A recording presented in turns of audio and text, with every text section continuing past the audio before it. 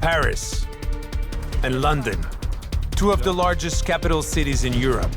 They're both large economic and touristic metropoles. These are two of the most cosmopolitan cities on the planet. But when everyone has their own traditions and ways of life, cosmopolitanism can sometimes cause problems. Patrol officers are there to resolve disputes. In Paris, the Champs-Élysées is a testament to the differences between the rich and the poor. Beggars and thieves line the pavements. To stamp out this phenomenon, a special unit has been created, the BST. In Notting Hill, London, different communities live on top of each other, but that doesn't mean they like to mix. During the day, the local police keep the area safe and stay close to residents. At night, the atmosphere becomes electric. A special unit has been created to keep the London streets safe, the TSG. In these two cosmopolitan capitals, police officers work tirelessly to contain social tensions linked to multiculturalism.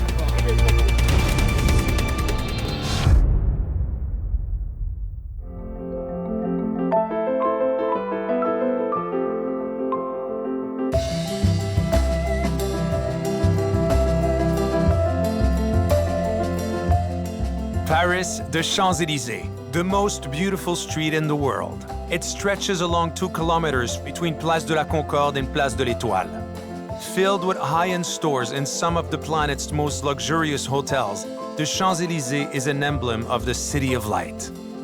100 million people visit this street every year. 30 million of them are well-to-do tourists. It's no wonder the pavement is lined with beggars and highly skilled thieves. For some time now, organized groups from Eastern Europe have taken over the Champs-Élysées. This phenomenon, naturally, has severely tarnished the image of the famous street. In Paris, these different cultures can no longer find any middle ground. Increased crime levels have caused a feeling of insecurity. The number of visitors and sales has fallen. The police commissioner decided it was time to act. A special unit was created, the BST, the Special Field Unit. 25 police officers patrol the street 24/7 fighting crime, curbsider dealing, and tourist traps. Beggars and thieves are quickly losing ground.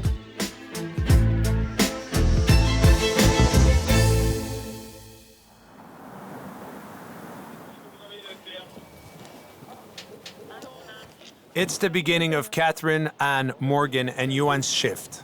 Ioan is a Romanian officer working with the BST to help the French police. They're here for a period of time to help us with Romanian crime. It's a real problem for us. Romanians. We talk about Romanians, but in fact, they're not all Romanians.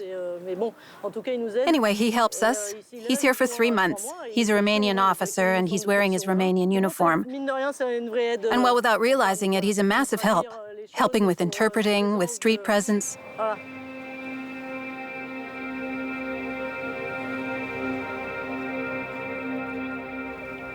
It's early in their shift. There's not a lot to report yet. But the BST's presence on the streets reassures everyone. Generally speaking, the Parisians are on vacation in August. August isn't a month when we see a lot of people.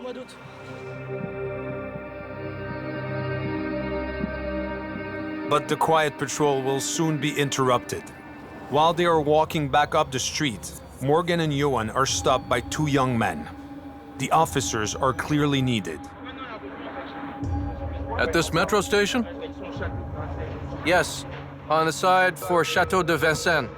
I don't know, he said, give me your purse. There were 2 of them. So someone was attacked 2 minutes ago? What did they look like? They had beards. No time to ask questions. They have to act fast.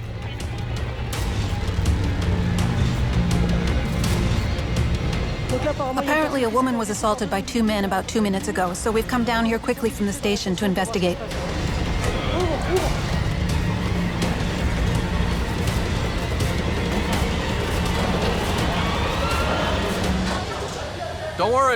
Don't worry. Take it easy. It's not a fight. Appearances can be deceiving. The two bearded men, the supposed attackers, are actually undercover Metro police officers. Their camouflage seemingly works well. The two women who have been arrested look like tourists, but they are in fact well-known thieves. This one opened the woman's bag, rifled through it, and stole her wallet. Theft at gunpoint in Reunion. They're both Chilean. They're not tourists. They're pickpockets who come to Europe, travel around Europe during the summer, and rob tourists in all the countries. Chileans, Mexicans, Peruvians. The two Chilean women are part of a South American network of criminals. These criminal organizations plague the entire continent. So that went well? Well, yeah, it went all right. It went fine. Now we're checking that there haven't been any other thefts associated with them.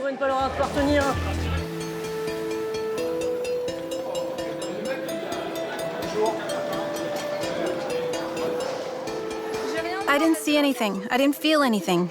It was the officers who told me that something was missing from my bag. The Metro officers rely on the BST support. The different police units working on the Champs-Élysées tend to work together. The coming together of law and order services produces very good results. We gave them a hand, in particular with body searches, because there were two women and we're female officers. It's easier to search them. You can't be searched by someone of the opposite sex, so it was helpful.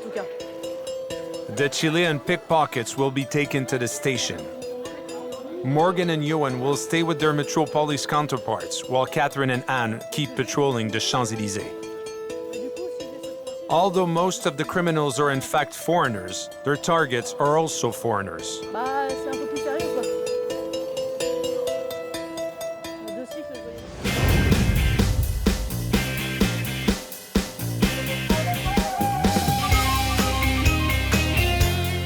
London, Europe's largest metropole. Always on trend, it's a fast-paced city with an electric energy.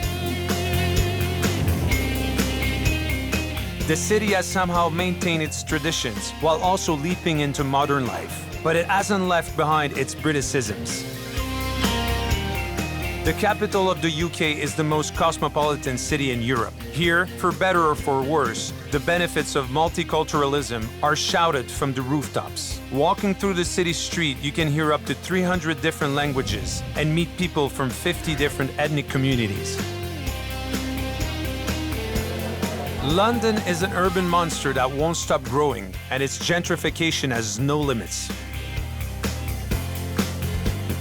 With its charming Victorian properties, at one time, Notting Hill had become somewhat of an upper-class neighborhood. But more recently, this part of London has become the home for workers and immigrants from the Caribbean, Morocco, and even Ireland.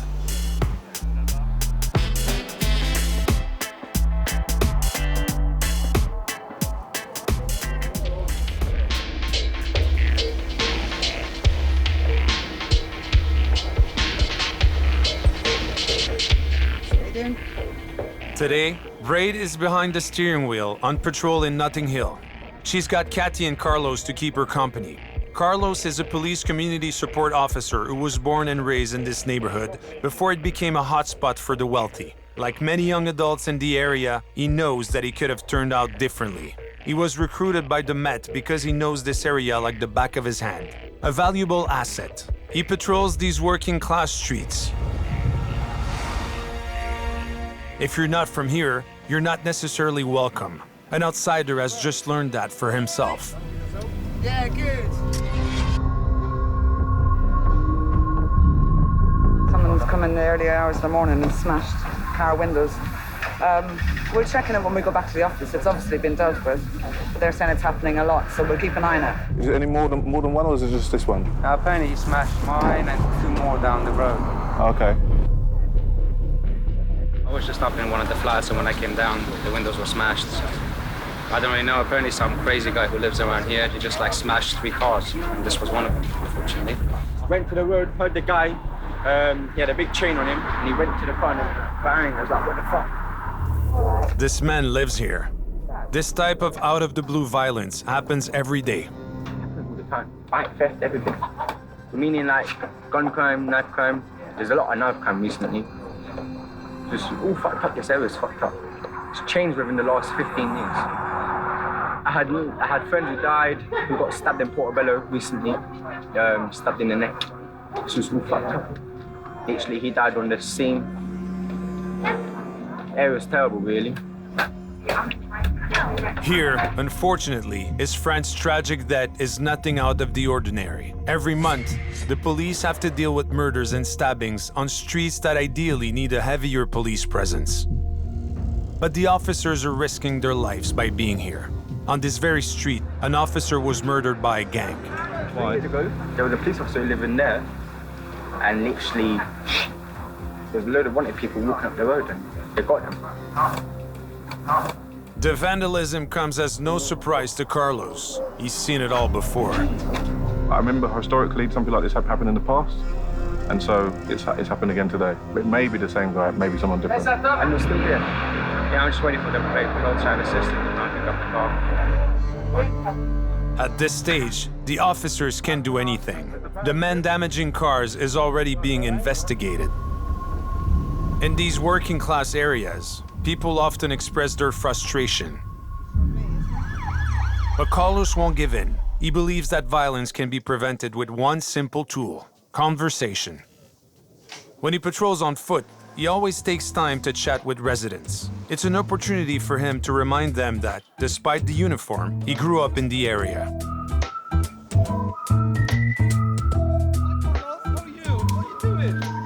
A surprising fact about the police in the UK, they don't carry guns.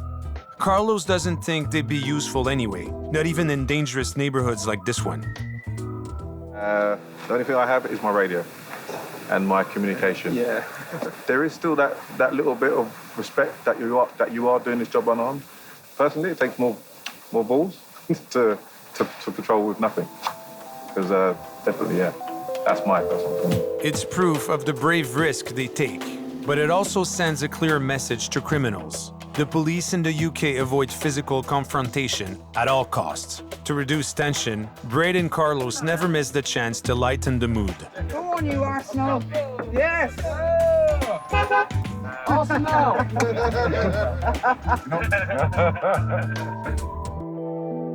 Although communication is key in Notting Hill, it's not everywhere else.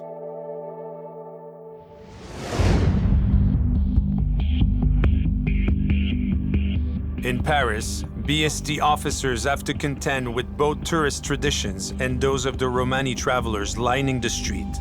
Every day, Catherine and Anne endeavor to reduce the number of beggars camped out on the street. They're not always innocent people living in poverty. They often have ties to organized gangs. The problem is that the police and the beggars don't always speak the same language, so they have to be clear and avoid arguments. There's a beggar every 10 meters.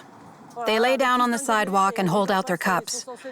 People walk past and throw in coins or bills. It's a good system.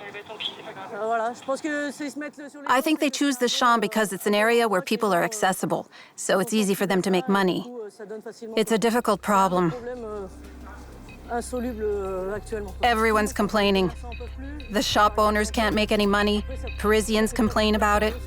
It's really not great for the Champs-Élysées, and it doesn't give the street a very good image. Primarily of Romanian descent, these Romani travelers are actually part of organized criminal networks. They take to the Champs-Élysées in the early hours of the morning and place themselves at strategic points all along the street.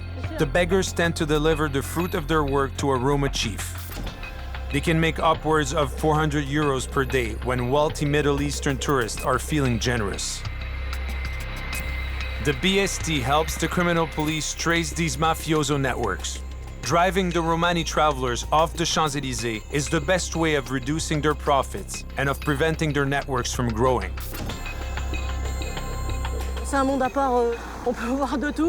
It's another world. We see all kinds of stuff.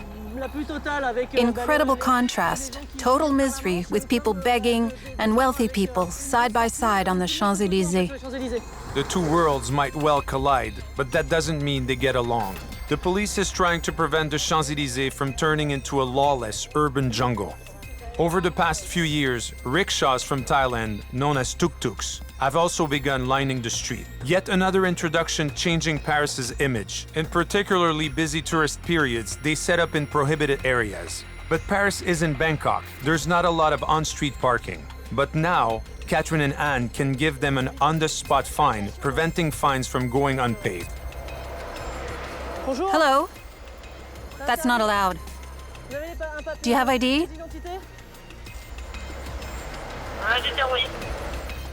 You know that you can't do that here? He got a 35 euro fine.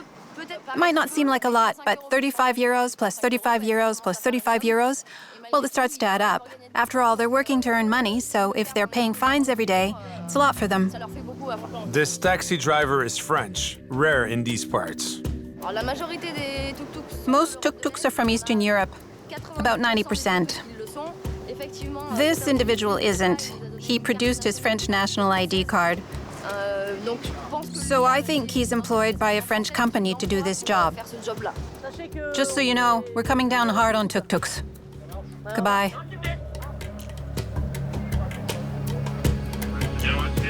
They pass the word on. They know they have to. It's the same for everyone. The law's the same for everyone. Although the Champs-Élysées welcomes tourists and workers from all over the world, BST officers have to remind people that only French law prevails. Showing people that we're present. So important. That's why our unit was created for the Champs-Élysées, to show people that the police are here. It's also why we patrol on foot. We're twice as visible on foot as in cars. That's why our unit was created. That's why we're here. When police presence isn't enough to prevent crime, these large European capitals can turn to special units.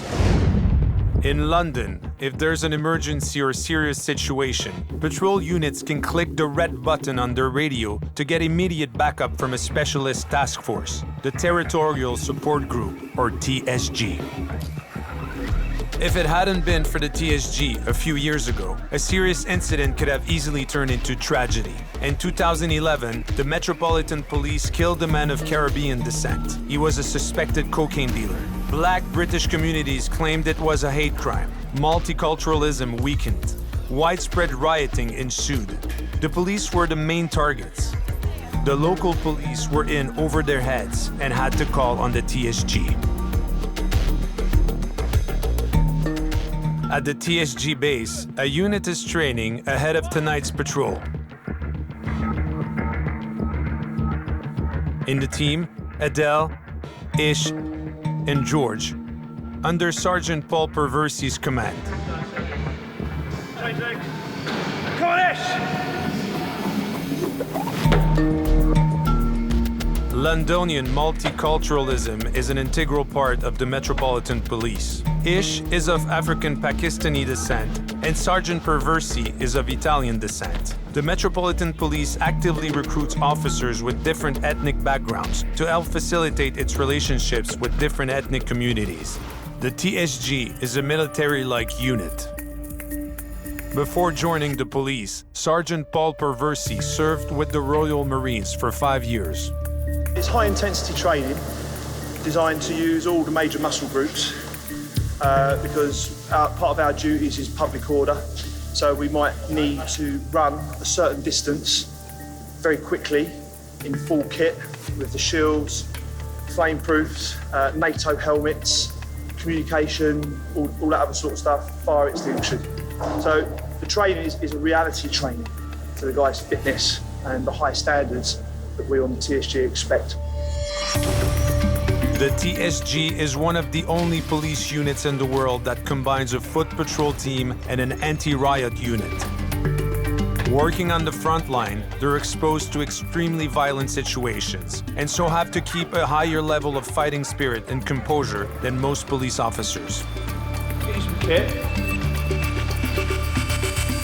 A TSG officer, a riot squad officer, is the ability to run at least 1,000 metres in full public order kit in under 6 minutes. With my officers and myself, I'm going to do a 1,000-metre shield run. So full kit with a shield, probably weigh 30 kilograms on top. With this amount of weight on them, the challenge seems impossible. Yet, they put themselves through it every day to make sure they're always ready to roll into action. Tonight, if any of the team takes more than 6 minutes to run the kilometer, they'll be left behind. Paid for this shit. 5, 4, 3, 2, 1. 1 kilometer. That's 3 laps of the base.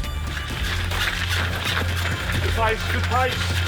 Out of the 30 kilograms of kit, the shield itself weighs 17 kilos. The imbalance could cause a fall and make them lose time on the clock. Finish 2, 2, 4, come on!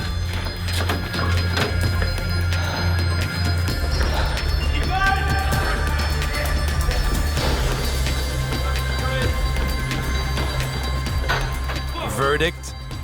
Excellent. 5:45. Success. That was good. That was good. He always keeps talking. The training session is not over yet. And no, they're not going to play baseball. Sergeant Perversi moves into the final stage, making sure his team is always ready and knows how to contain and absorb violence from rioters. Right. Extend, so this foot back. You're going to hold like that. His impression couldn't be closer to real life if it tried. Go away, get out of here! Piss off! Go away! Fuck you up! Get back! Get back! Get back! Hey, you! Come on! What are you doing? Come on! Index. Despite the spectacular show of strength, the sergeant insists that the TSG isn't just a muscle unit. TSG officer is a good all-round police officer. We're not looking for super cops, we're looking for good cops. And these guys are good cops. So, get changed, go have a shower, do some push-ups. Paul and his unit will start their patrol in under an hour.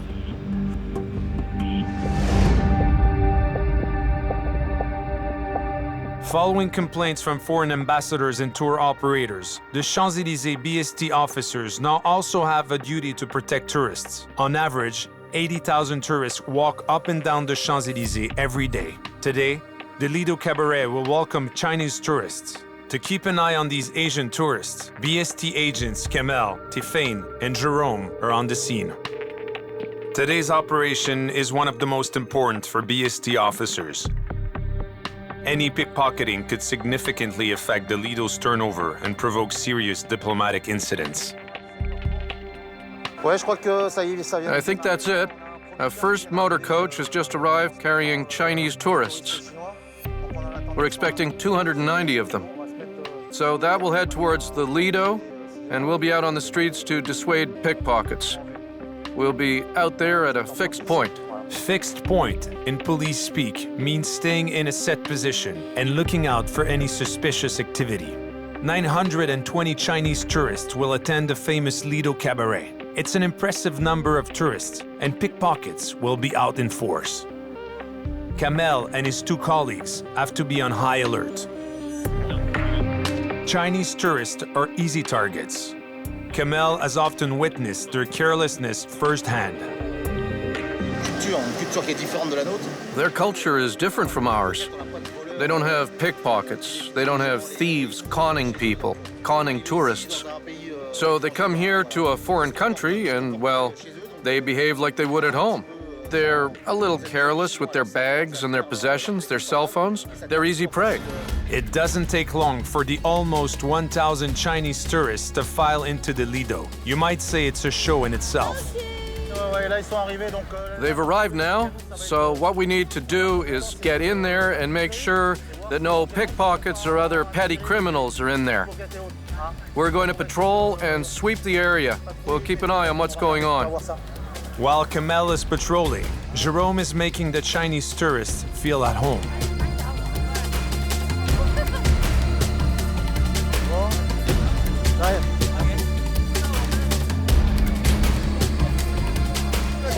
It's part of the folklore.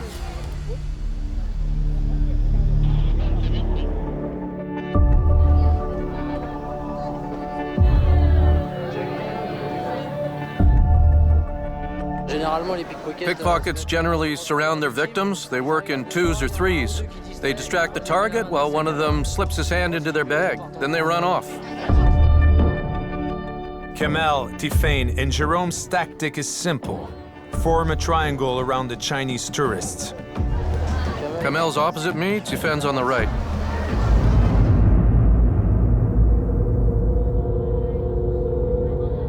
There might already be pickpockets in the area. To keep alert, the officers change position regularly to surprise them. Tifain already ejected a miner in shorts. He was working the crowd. She moved him and his mother along. His mother crossed over there and he went out that way. Yeah, he was a miner. We recognized him. He's often here. Just a pickpocket. He spotted the group and was moving in when I asked him to leave. Cleaning up the area is even more difficult when most of the pickpockets are minors. It's harder to spot criminals when they're shorter than you. The problem is, given how many people there are, kids can come in and steal things from bags and we don't even see them. They're too short. That's why we move around all the time. So that's it. Everyone got inside the venue for the beginning of the show. It's supposed to start in 15 minutes. We'll be back at the end of the show at 10:30 to do the same job, but as they're leaving. Yep, so 920 tourists have made it into the Lido. They're probably seated now. It went well. We secured their entry. We're leaving now.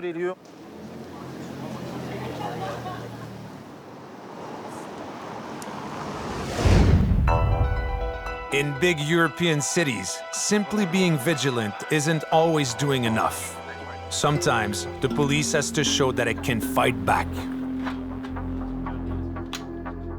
At the TSG's headquarters in London, the officers are enjoying the last few moments of the calm before the storm. Sergeant Paul Perversi checks that his taser is working. It's the only authorized weapon he carries on patrol. Ish, George, and Adele remain enthusiastic. They chose this task force because they knew they'd never get bored. Yeah, we don't really know what we're going to get called out to, so it does bring some sense of excitement. We're going to go and patrol all the gang hotspots, and we'll also assist local officers in responding to emergency calls.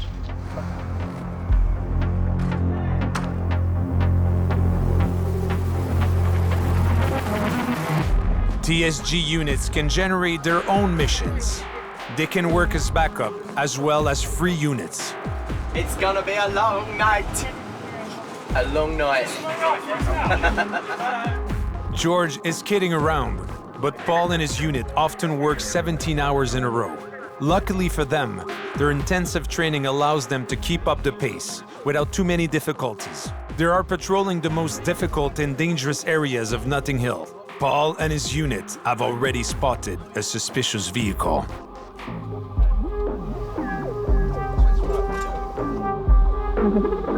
This vehicle's got no registered keeper, so no one owns this vehicle. In England, we can stop any vehicle for any reason. Very quick, so... Wait. Wilton close up. Guys, let's go! Go! An emergency call. The TSG has more pressing matters than checking vehicles. Right, so one of our other carriers has just hit the emergency button on their radio, asking for more units. That's all I know at the moment, so our colleagues need help, we get there. So that's why I say to my guys, let's go. A few minutes later, Paul and his team arrive on the scene. Other TSG units are also present. Inspector Ali Kerr is supervising the operation. He brings Paul up to speed. We're going to take them and get them to the side. We've got a cage van coming, so if we need to arrest anyone... Yeah, I'll let the family. Yeah, we might be needing somebody to... Inside that venue there's a large party. There's about 40 to 50 Irish travellers. A lot of them are drunk. They've run up quite a big bar bill and they're refusing to pay. And the staff want them out, and we're going to facilitate that. Previous experiences dealing with Irish travellers when they're drunk, they can be very problematic, very argumentative, and want to fight.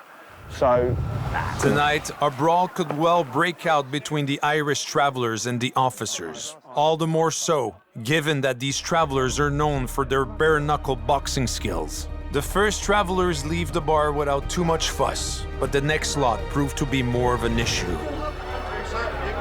That man does not come back in here. George quickly stops them for re-entering the venue. The situation is clearly escalating inside the venue. They need backup. Out you go, mate. Time to go. Identify the people that aren't paying the bills. Fists might start flying at any time. The Irish travellers are violent, and we're not talking about featherweights. Even Paul has to use strong-arm tactics, but that doesn't mean he's any less accommodating. Cheers, guys. Thank you very much. Oh, careful, careful, careful, careful. Buddy, you got it there. Move away. Let's go. Watch step. Keep going, guys. Keep going. Cheers, mate. Thank you very much. Boss, relax yourself. Stop pushing. I'm chilled out, brother. Stop pushing. I'm outside. Stop pushing me. Please stop being drunk. In the street, more and more Irish travellers have been thrown out, proof that the TSG is effective. But this is also a critical moment. The situation could quickly escalate now. The travellers tried to provoke the officers and the insults are flying. They're trying their hardest to get a reaction out of the police, but Sergeant Perversey keeps his cool. Thick skin. They can shout and call us names, whatever. It's obviously there is a line. If they start being drunk and disorderly, racist, homophobic, anything like that, show any aggression or sort of physical threat, then my officers will take appropriate action. But as you can see, it's still all about talking to them. One bloke left who's disputing his bill. Finally, the last traveller exits the venue. We could probably... if we weren't here as a TSG, it would have been local police having to do this, so 4 or 5 police officers. So we can concentrate on this in numbers and actually dominate the situation. In under 10 minutes, the TSG managed to restore order and prevent the Irish travellers from fighting. 225, let's go. 225. In Europe's largest cities, different police units are absolutely essential, ensuring that any and all situations can be dealt with efficiently.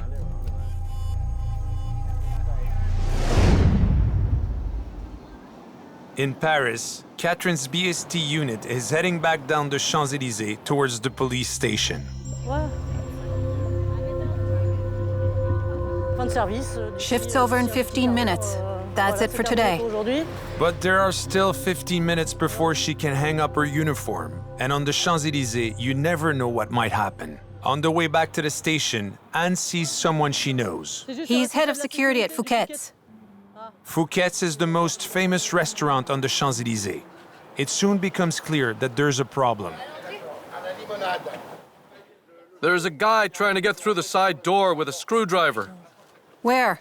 At La Limonade on the terrace. Apparently someone's trying to get in with a screwdriver at La Limonade. What's the screwdriver for? I don't know. We're gonna go find out. Catherine's very worried. She's picturing the worst-case scenario and hopes that no one has been stabbed. They have to get to the entrance to Fouquet's as soon as possible.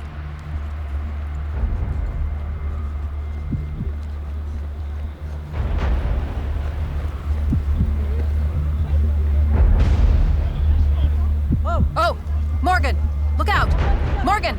I'm armed! I'm armed! Drop it! Drop it! Drop it!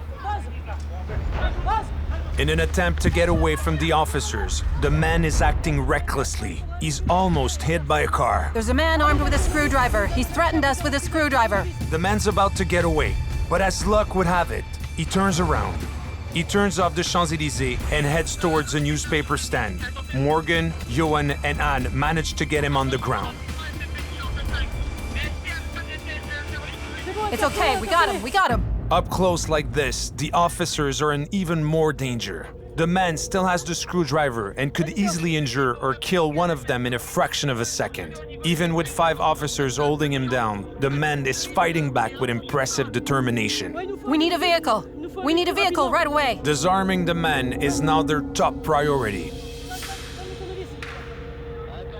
Give me the screwdriver, please. If he'd have trusted hard enough, the 15-centimeter-long screwdriver could have punctured a vital organ. It's the screwdriver, I got it. Catherine and her colleagues can finally take a breath. Everyone back. Everyone get back. We're coming, we're coming. Get back. We're coming, get back.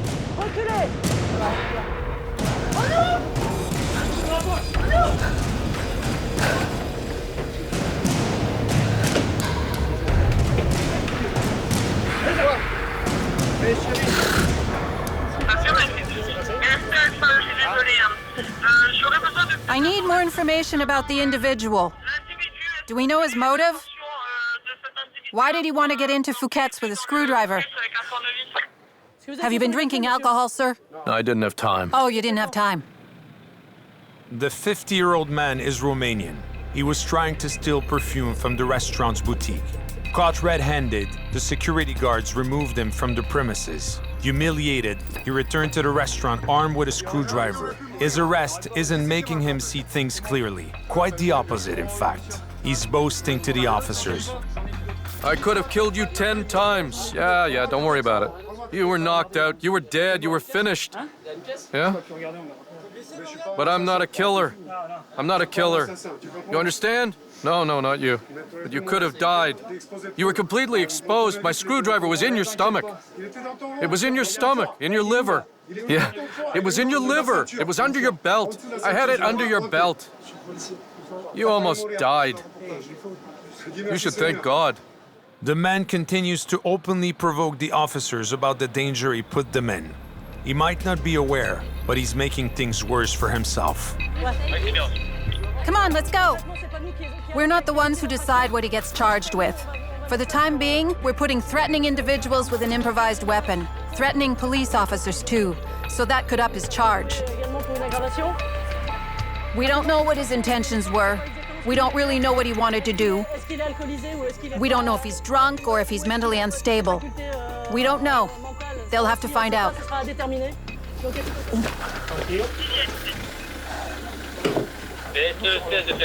Si, ils sont avec nous. Il est pas étrompé. For Catherine and her colleagues, the day has been longer than expected. An hour ago, I said we were nearly done. Well, we weren't. That's how random our days can be. We might get a call right at the last minute of our shift. We might stumble across something, need to help someone, be threatened by someone. Anything can happen. The following day, Catherine will find out that the man was drunk and that an investigation into his behavior didn't reveal any mental impairment. His fate is now in the hands of the judicial police, and he'll have to appear before the Paris public prosecutor. Catherine and her colleagues' shift has finally come to an end. Another BST unit has already taken over.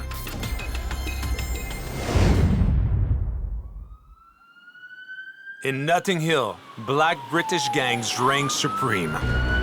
Here, confrontations between rival gangs and violent outbursts are an everyday occurrence. The number of stabbings is on the rise. Easy to obtain and conceal.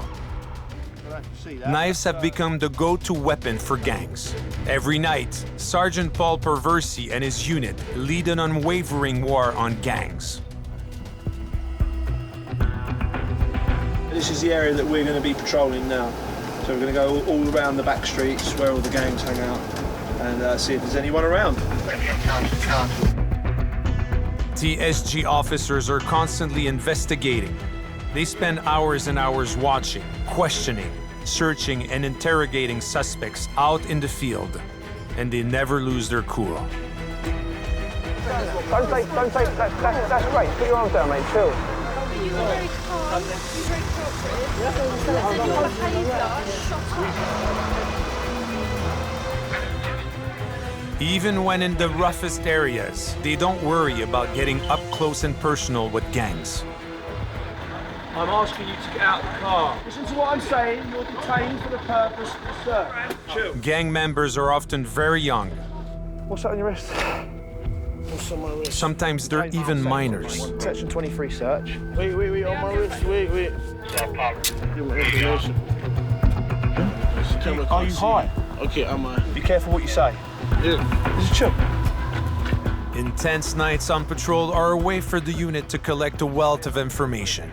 To stay one step ahead of the gangs, they need to know their nicknames, their territories, their links, and their rivalries. With this information, the TSG can predict their movements and arrest them before they do something they can't undo. Tonight, the information they've collected leads the unit to locate gun-carrying gang members. They supposedly live in this estate on the outskirts of Notting Hill. Which is where the double shooting happened earlier this morning. It's the type of estate you can't just walk into. The group will split up to cover the area. It's tense.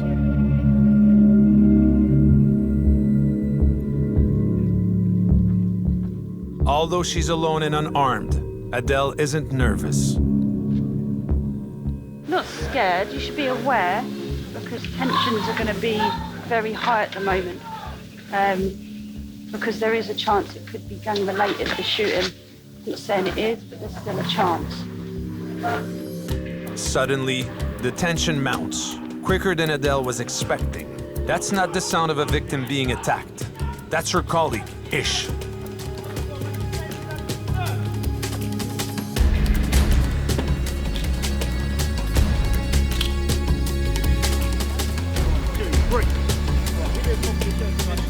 He's just arrested this teenager who drove straight at him on a moped. Ish stopped him because driving in the estate is illegal. The teenager tried to get away and even tried to ram Ish. Okay, so at this moment in time, okay, you're under arrest on suspicion of no insurance, having no license, and taking and driving away your vehicle without consent. All right, does that make sense? Time of arrest is 20:43. This phone's ringing. We'll get that back. It's my cousin. Please, can you answer and tell him? Oh, they're not too tight, are they? George examines the moped and finds something that explains the teen's behavior. Pointing at the ground just beside the moped, Adele shows George a packet. You want it? Sure. Oh, What's in it? oh, that's very pungent smelling. Have a look. It's good. That is good. Right now. 1, 2, 3, 4, 5 bags of herbal cannabis, mate. Can I ride it? The teenager is obviously a dealer. Ish is smiling. It's a good find. For the officers, seizing drugs within the estate is a direct blow to gangs. Del, if you get a chance, can I have a seat bag, please? Most of what he had on, he was carrying in his hand, which he's dropped as he's come off the bike. Yeah, it's quite strong smelling. Skunk cannabis. This is a small amount. However, he's got a phone in his possession which is ringing, so there may be evidence of dealing on that. And if there's found to be evidence of dealing, then we can go with the higher charge of possession with intent to supply. The lad on the bike is only 16 years old, so in the eyes of the law, he's still a child. We also believe that the moped could be stolen as well. So he's going to go back to the police station. What you do is take a seat on there, buddy. All the way around. That's fine, mate. That's fine. And that one, mate, they're fine. Yeah, the more you move them, it's going to just keep them still. Yeah, like that.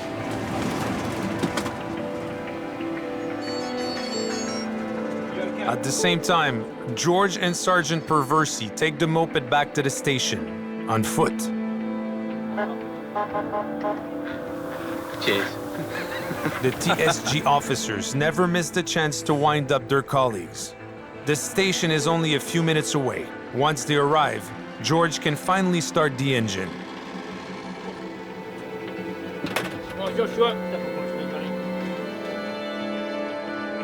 The teen is a known dealer. But as he's a minor, he'll only get a light sentence. Paul and the rest of the unit are on high alert once again. They've been called out to another emergency mission. Across the channel, Catherine and Anne have also received an emergency call. They're heading to a luxury hotel, popular with wealthy tourists. Within the hotel's walls, it seems that wealthy tourists think they're above French law. Apparently, a couple was arguing and it escalated. There might have been some violence, something like that. We're going to check it out and see what's going on.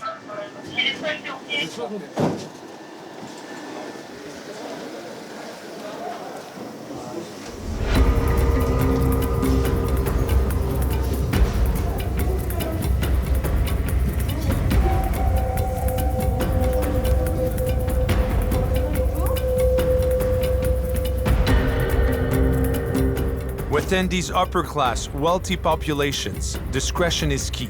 No one wants their reputation to be sullied. The officers have to be as discreet as possible. Prince's right-hand man asked me what was going on. Having police officers here isn't good for our reputation. It's not very reassuring. So I asked my colleague downstairs to set them up in an office. We've got royal families here. It's already tense here with what's going on in the news, and such a large police presence is really not good for us. It's the first time this has happened.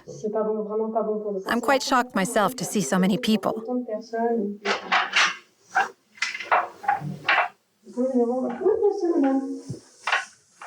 Catherine and Anne have to act fast. A wealthy Senegalese couple have been arguing. The husband hit his wife. The woman is terrified, and the room has been trashed.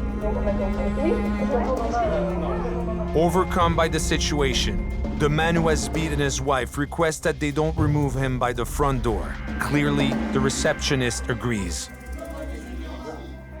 We'd prefer if you didn't take him across the lobby. He doesn't give a damn. He broke everything in here. A friend of the couple, also staying at the hotel, tries to mediate. It's just 2 minutes. Anyway, it's not his decision. Please, we're asking you, don't humiliate us. But Catherine's mind is made up. The violent husband's pride is the least of her worries.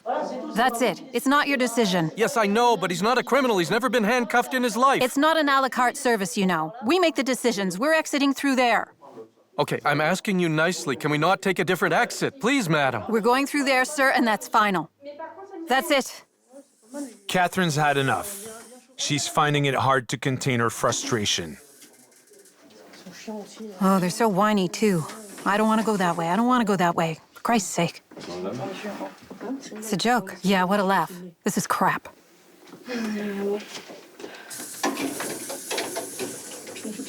The door's broken. The lock and everything?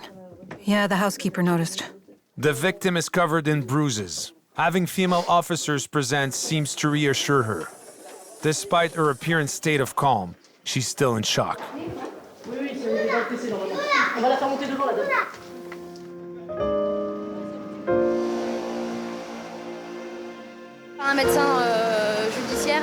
When we leave, she'll be seen by a doctor. They'll check to see if it's anything serious, if she has a head injury. Because she has bruises and marks on her skull and neck.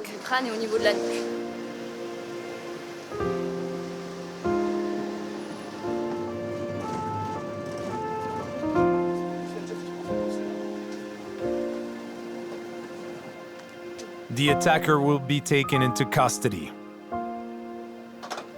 The victim is examined and receives emergency medical treatment.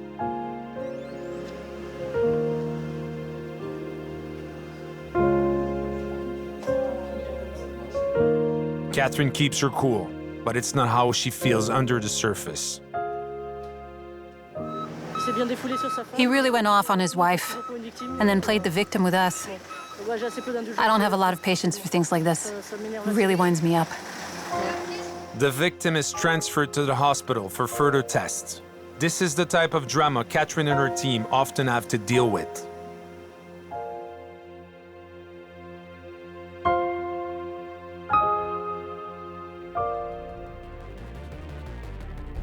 For Catherine and her team, being an officer means serving her country. Her work is a duty to her nation, just like their motto reminds citizens, pro patria vigilans, watchful for the country.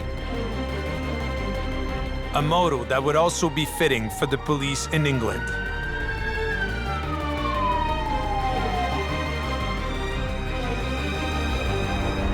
Tirelessly patrolling the streets of London is an unwavering duty for Paul and his colleagues. In European capitals, like London and Paris, multiculturalism forces police officers to adapt to new forms of crime. They keep a watchful eye over their countries to ensure that cultural diversity always remains a positive aspect of life. Without these officers, Paris and London would not be the safe cities they are.